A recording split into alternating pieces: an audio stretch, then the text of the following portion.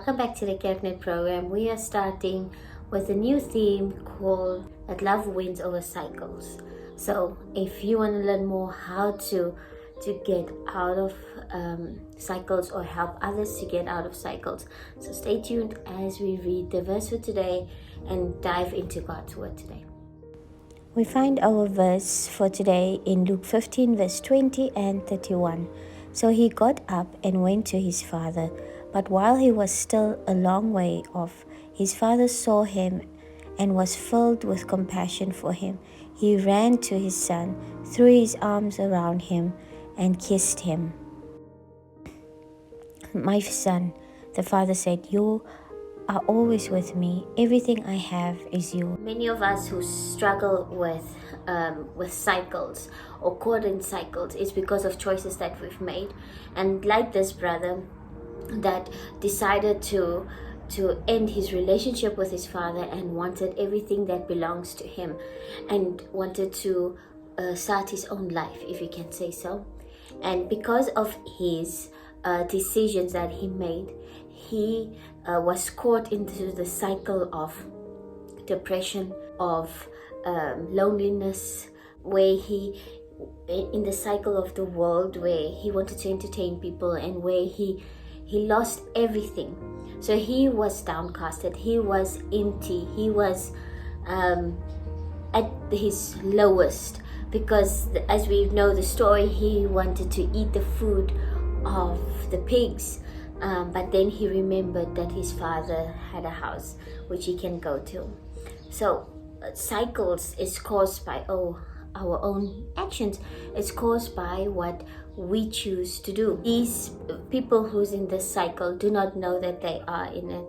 They don't know that it feels like they are favored. But the amazing thing is that the father's love, he remembered who his father was, and that saved him. He remembered what he had in his family. He had what he had with amongst his people. He remembered what his father offered, or the love. He said that even if he is a slave of his father, at least he knew that his father treats his workers well. So he wanted at least to have that love. The father's love saved this man.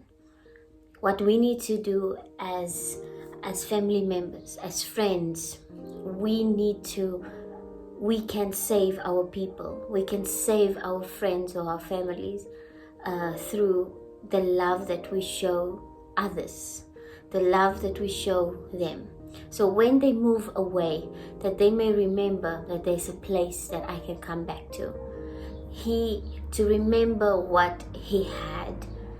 But if we do not give or show love now, when someone is here, they won't know where to come back to. I know this is difficult, because how many times should you wait for them? But they waited. This father waited for his son.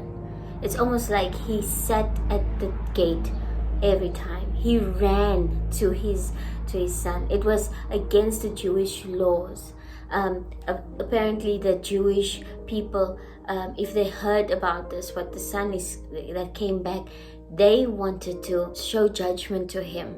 But the father ran to protect him, to take him in before the people could hear or see him. The father's love saved him. The second brother, who stayed at the house, or he didn't knew the father's love. This is also a choice that he made. This wasn't what the father was trying to portray. The father showed love to his brother, showed love to his worker, and they both saw this. But he chose not to remember. He only wanted to see the negative. He wanted to see that his father just loves his other brother more than he does, or this is what he thought. He could just see that his father is making way or making celebrates his brother, but doesn't celebrate him. But what the father reminded him of it, to say that, but son, everything here belongs to you. Everything. It's almost like he says, you don't need an event to show, so that I can show you how much I love you. I don't have to put one ring on your finger, because all the rings in the house belongs to you. All the coats belongs to you. All the goats, you can have it all. This is what the Father is saying, that everything belongs to you. You just need to accept it. You are in the house, but you do not know me. And the thing is, so many of us in the houses, we feel rejected because we just hear about the troublemakers. We just feel like the ones that are weaker, that we just need to hear about them, and you need to work for them, and you need to hear how they're not doing, but it just feels like you're not good enough.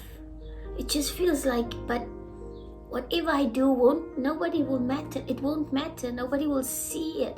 But the Father is saying that what you're doing is for you. The work that you're putting in is for you. And the Father's love here is giving this son security. It gives him value. It gives him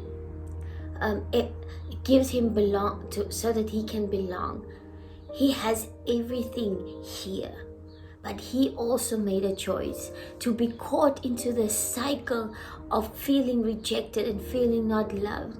But actually the Father's love is flowing over in the house.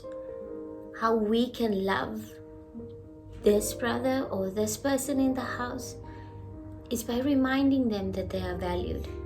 To remind them that they are loved, that they are seen, and that you see what they are doing. This can be someone who works with you. This can be someone in church with you. It's just someone who works so hard and is not acknowledged because they are faithful in what they do. But all of us have a choice. We have a choice. And our choice is to allow love to win over the cycle. We choose to step out of the cycle of love, out of this abundance of love, because we are caught up in our own emotions and our own thoughts. But allow love, the Father's love, Jesus' love, your family's love to win you out of the cycle. See the beauty. This father reminded his both sons who he is for both of them. But they both have different needs. But yet it was love who saved them.